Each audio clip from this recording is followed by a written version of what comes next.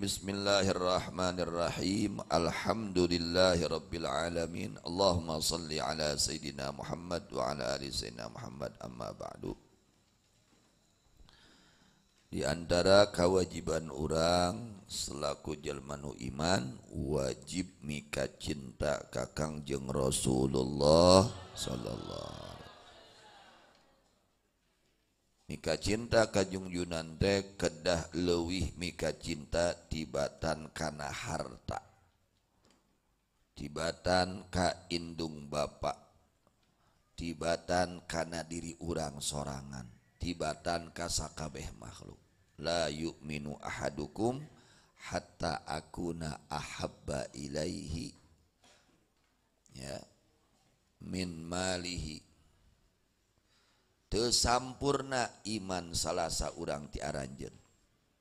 Tidak sempurna keimanan kalian sehingga aku yakni Rasulullah sallallahu alaihi wasallam lebih kalian cintai daripada harta, daripada anak, daripada kedua orang tua, daripada diri kalian dan daripada seluruh makhluk Allah. Jadi sabada urang kudu cinta ka Gusti Allah Subhanahu wa taala, urang oge kudu cinta ka para kakasih Allah, terutama baginda Nabi Muhammad sallallahu alaihi wasallam. Jadi orang enggak bisa sempurna imannya kalau enggak cinta yang sebenarnya kepada Rasulullah sallallahu alaihi wasallam. Jadi cinta kepada Nabi itu harus lebih cinta daripada kepada anak. Ya, lebih cinta dibandingkan karena harta banda urang. Cinta ka Nabi teh bahkan kudu leuwih tibatan cinta ka indung bapa urang, bahkan kudu leuwih tibatan cinta sakabeh makhluk Allah. Kakarak sampurna imana. Mun can kitu mah imana can sampurna. Apa modalnya cinta? Al-Imamul Haddad mengatakan wa'lam anna aslal mahabbati al-ma'rifah. Wa'lam anna aslal mahabbati al-ma'rifah. Ketahuilah oleh kamu sesungguhnya modal kecintaan itu adalah pengenalan. Ya, tak kenal tak wayahna sing wawuh jeung Nabi atuh ieu mah jeung artis wae wawuh teh. Oh artis anu boga artis anu keur anu diapal artis mah. Kumaha ka Nabi? Kade ka Nabi teu apal. Akhirnya jatuh cintanya kepada tuh naudzubillah min dzalik. Kumaha lamun kayak ngahiji di akhirat jeung artis.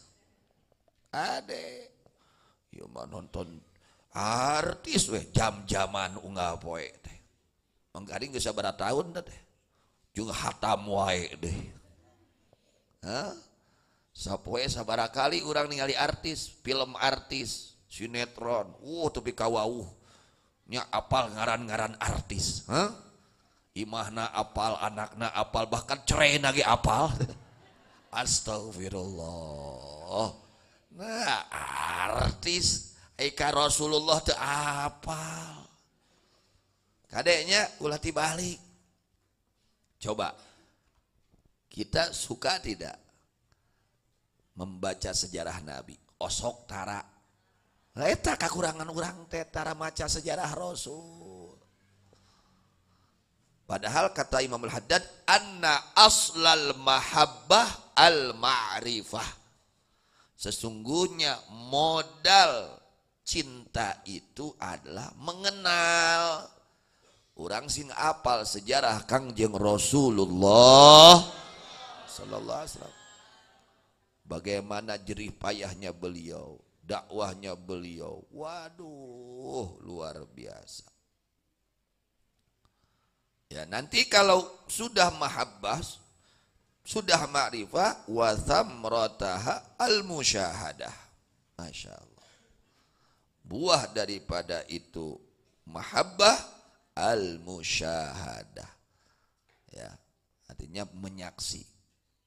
Ingat nate ka nabi we, kumaha lamun tuang nabi teh nu diingat teh cara tuang nabi. Mun mapah nu diingatkeun cara mapah nabi. Kalau rumah tangga yang diingat cara rumah tangga nabi. Kalau jual beli yang diingat cara jual beli nabi. Ibadah diingat bagaimana cara ibadah. Semua ada kaitannya kepada Rasulullah sallallahu alaihi wasallam. Dari mana awal mulanya adanya cinta itu? Al-ma'rifah, pengenalan. Kata kuayahna diajarnya ngariung jeung barudak teh jeung bojo sok ngariung. Buka buku sejarah Rasulullah sallallahu alaihi wasallam. Kan sekarang sudah enak sekarang. Bukunya sudah ada. Bahkan sekarang banyak di YouTube yang menjelaskan perjalanan hidup baginda Nabi Muhammad sallallahu alaihi wasallam. Mun urang capek macana dangukeun sejarah Nabi banyak. Tapi yang versinya ahli sunnah wal jamaah banyak. Buka tuh YouTube. Dengarkan tuh sirah Nabi.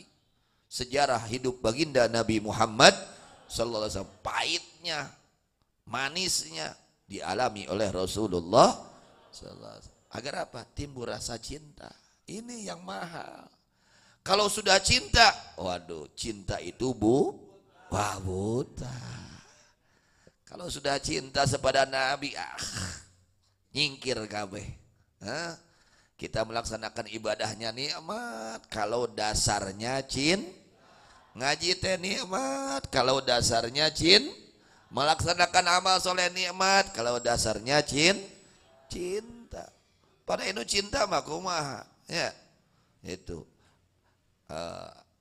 hubbuka lisyai' yu'mi wa yusim. Cintanya kamu terhadap sesuatu bisa menjadikan buta dan menjadikan tuli. Cuk batur teu geulis cek kuring mah geulis. Tuh geus lolog we cinta mah. Ya. Cuk batur eta mah teu meunang cek rasulna kieu gitu. Dia tidak pandang bulu.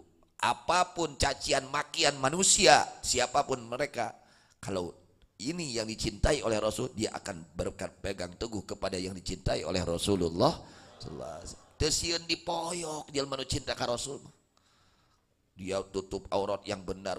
Wah, disebut itu tak paduli teuing, nu penting kuring nyekel pageuh kana ajaran suci Nabi Muhammad sallallahu alaihi wasallam. Itu kalau orang sudah cinta. Jadi modal utama untuk meraih cinta adalah al-ma'rifah, mengenal. Sok diajar bapak-bapak ibu-ibunya itu. Ngariung jeung budak teh lain nyaritakeun artis. Yang mauh deui caritakeun artis we. Sok ayeuna mah carioskeun Kang jeung Nabi Muhammad sallallahu alaihi wasallam. Bagaimana perjuangan beliau. Nah, ya. Yang kita baca barusan ayat surat Al-Anfal ayat 30 ini, Masya Allah ya, ini menceritakan ketika orang-orang kafir akan mengadakan ya perlawanan atau untuk mencelakakan baginda Nabi Muhammad sallallahu alaihi wasallam. Sesungguhnya kafir Quraisy mereka tahu ketika masuk Islamnya sahabat Ansor, sesungguhnya urusan Rasulullah SAW itu sudah nampak banyak. Ketika sudah banyak yang masuk Islam, ini orang-orang kafir Quraisy ketakutan. Bagaimana ini? Nanti habis nih. Mereka mencari cara untuk membunuh baginda Nabi Muhammad SAW. Nabi itu Masya Allah diteror, ya, diancam, bahkan akan dibunuh. Maka pimpinan-pimpinan kafir Quraisy seperti Utbah, Syaibah, seperti Abu Jahal, Abu Sufyan, Tu'mah bin Adi, Nadhar bin Haras, Abul Bukhturi bin Hisham, Zam'ah bin Aswad, mereka berusaha ingin mencelakakan baginda Nabi Muhammad sallallahu alaihi wasallam. Bagaimana nih caranya? Akhirnya mereka berkumpul di pendopo Darun Nadwah. Berkumpul musyawarah kumaha ya sangkan ieu Muhammad teh lah nya ulah eta supaya cilaka kumaha. Berkata, setelah berkumpul mereka, datang iblis. Perkumpulan mereka didatangi oleh siapa? Iblis. Iblis berupa seorang kakek-kakek dari kota Najdi. Berupa seorang kakek-kakek dari kota Najdi. Ketika mereka melihat iblis, mereka bertanya, siapa kamu? Oh, saya kakek-kakek dari negeri Najd. Saya mendengar kalian berkumpul dan saya bermaksud untuk hadir akan kumpulan kalian. Dan kalian tidak akan mendapatkan dariku akan pendapat dan nasihat. Artinya kalian akan menemukan pendapat yang pas. Akhirnya mereka, orang-orang kafir Quraisy ini menghaturkan, mempersilahkan kepada Jadi Abu Jahal dan kawan-kawannya sedang bermusyawarah untuk membunuh Rasulullah SAW, untuk supaya ini Muhammad ini berhenti dari dakwahnya, gagal dakwahnya. Waduh, dahsyat.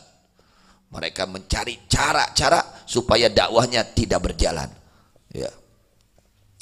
Akhirnya berkata Abul Buhturi, pendapatku kalian menangkap itu Muhammad. Lalu kalian kalian masukkan penjara. Kalian penjara itu Muhammad pada suatu rumah sambil diikat. Tutup semua rumah, pintu rumah selain satu lubang yang kalian memberi makanan kepadanya sampai dia mati. Jadi ngariung teh ya teh musyawarah kumacarana supaya dakwahna Nabi Muhammad SAW tidak menyebar. Kalau nyebar ini semua masuk Islam nantinya, kita ke mana? Waduh, ini orang-orang kafir yang benci kepada Rasulullah Sallallahu Alaihi Wasallam berusaha untuk menjegal dakwahnya Nabi Muhammad Sallallahu Alaihi Wasallam dengan berbagai cara. Akhirnya ketika ada pendapat yang pertama, kita tangkap.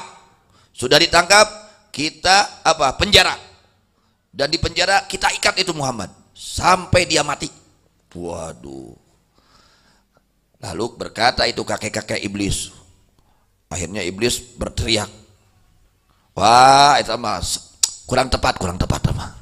Iblis itu musuh Kanjeng Nabi. Ya. Bisa ra'yu. Ini pendapatnya nggak bagus nih. Bukan seperti itu alasannya. Ya. Nanti kalau seperti itu, nanti sahabat-sahabat Muhammad akan memerangi kalian dan mengusir kalian, mengeluarkannya itu Muhammad dengan paksaan. Itu akhirnya tidak diterima itu pendapat. Ada lagi berkata, faqalu sadaqa Syekh An-Najdi. Akhirnya pendapat yang pertama ditolak, tidak diterima. Akhirnya kata mereka, wah benar ini orang tua ini benar nih, orang Najdi ini ka iblis. Wah iya benar ya pendapatnya. Ya. Akhirnya berkata Hisam bin Amr, pendapat saya ini Muhammad bawa di atas kendaraan unta, tuluy kalian keluarkan di hadapan kalian, maka tidak akan berbahaya untuk kalian apa yang dikerjakannya. Kata ini kakek-kakek orang Najdi yaitu iblis. Ini juga pendapat kurang tepat. Jadi iblis juga ikut beserta mereka orang-orang kafir Quraisy. Wah ini pendapat ini enggak kepake, bukan. Kalian bermaksud kepada seorang yang telah diikuti oleh orang-orang bodoh dari kalian, kata iblis. Kalian keluarkan itu Muhammad kepada selain kalian, maka dia akan merusak mereka. Bagaimana? Apakah kalian tidak melihat bagaimana manis ucapannya? Nabi itu kalau orang dengar perkataan Rasulullah SAW itu langsung tersentuh hatinya dengan ucapan Rasulullah. Kalian tidak tahu ucapannya itu sangat indah, bahkan menarik simpati. Kalau kalian mengerjakan seperti itu, nanti dia akan pergi dan dia akan menjadikan hati orang-orang lain itu akan cinta kepada dia. Maka pergi dia dengan mereka kepada kalian, maka mengeluarkan kalian dari negeri kalian. Jadi pendapat yang kedua tidak diterima, ditolak. Pendapat yang ketiga keluarnya jadi Abu Jahal. Kata Abu Jahal begini, pendapat saya, ambil dari setiap kabilah, dari Quraisy pemuda yang bagus nasabnya. Lalu setiap dari kabilah ini diberi pedang, seorang pemuda pedang yang tajam. Lalu mereka membunuh kepada Muhammad sallallahu alaihi wasallam dengan satu kali bunuhan, dengan itu pedang. Itu cuk saha Abu Jahal. Kata Abu Jahal, ya sekarang kita kumpulkan dari setiap kabilah Quraisy, kita undang pemuda-pemuda yang kuat, beri mereka pedang, ya setiap orang beri pedang, lalu itu dihabisi nanti Muhammad dengan satu kali pedang itu habis mati. Apabila terbunuh Muhammad sallallahu alaihi wasallam, maka berbagi darahnya pada kabilah, dan mereka tidak akan bisa untuk melawannya karena kuat dari kabilah ini paling juga mereka meminta dia. Ini urusan yang mudah. Kata iblis, innahu ajwadukum ro'yan. Wah, ini baru jempol, dijempolan ku iblis teh. Wah, ini pendapat yang tepat, bunuh tuh Muhammad. Kata iblis. Akhirnya mereka sepakat untuk membunuh Nabi Muhammad sallallahu alaihi wasallam. Itu dakwah Nabi. Kita ini sudah enaknya, tinggal mensyukurinya. Yang jerih payahnya Rasulullah sallallahu alaihi wasallam.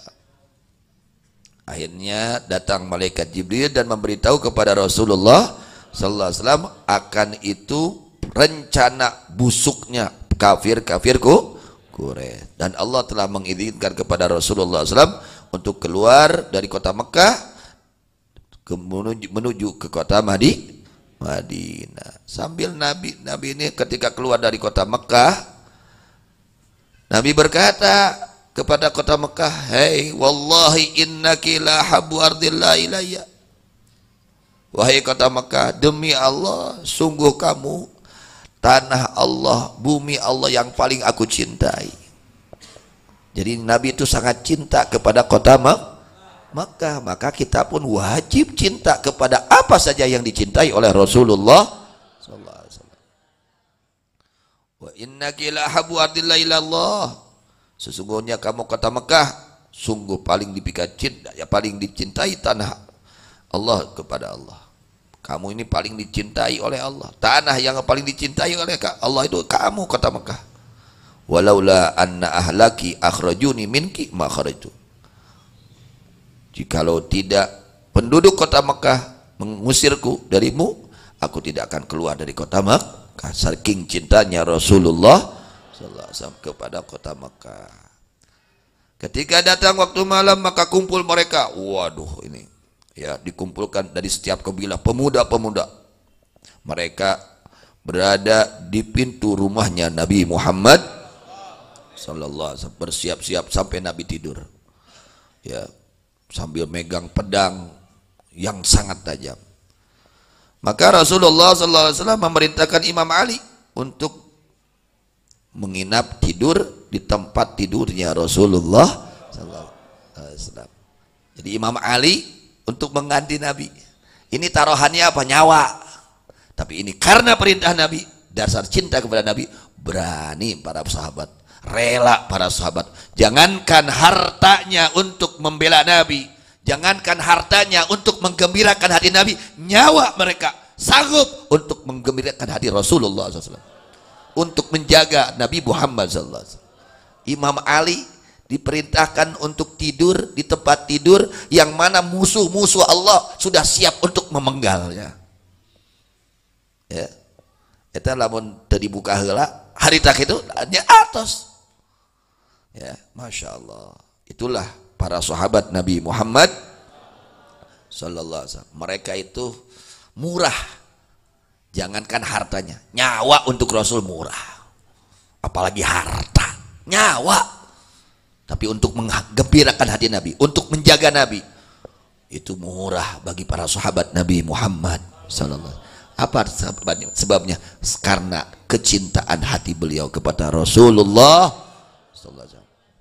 Berani mengorbankan nyawanya untuk menggembirakan hati Nabi Muhammad sallallahu alaihi wasallam. Akhirnya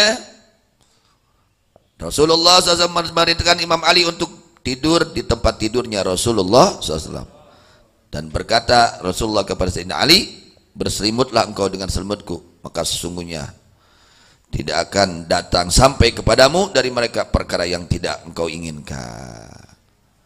Akhirnya baginda Rasulullah SAW keluar kepada mereka.